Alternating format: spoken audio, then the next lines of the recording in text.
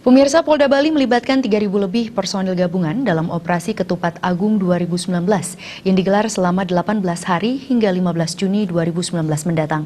Operasi dilaksanakan dalam rangka pengamanan perayaan Idul Fitri 1440 Hijriah.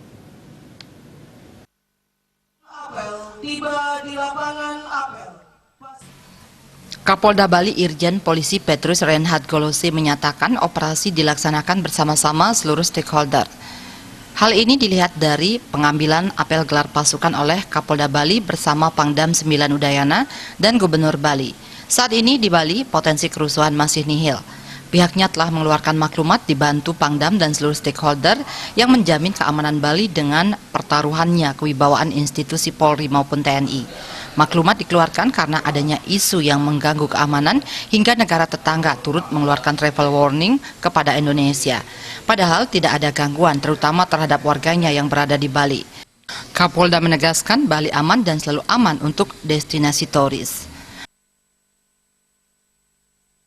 Dengan itu saya juga menyatakan bahwa Bali is safe. Sekali lagi, Bali is still safe and always safe for the destination of the tourists.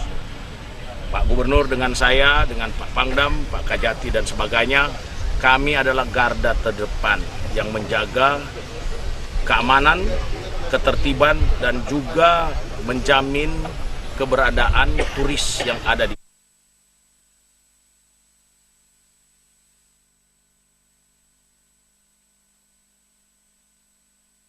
Dalam operasi Ketupat Agung 2019 melibatkan 3.000 personel dari semua stakeholder. Pos entry point baik di Gilimanuk maupun Padang Bayi serta pelabuhan-pelabuhan yang ada dijaga dengan ketat. Operasi Ketupat Agung diselenggarakan di 34 Polda. 11 Polda menjadi prioritas, diantaranya Polda Metro Jaya, Polda Jawa Barat, Polda Jateng, Polda DIY, Polda Jawa Timur, Polda Banten, Polda Bali, serta Polda Papua dengan melibatkan 160.335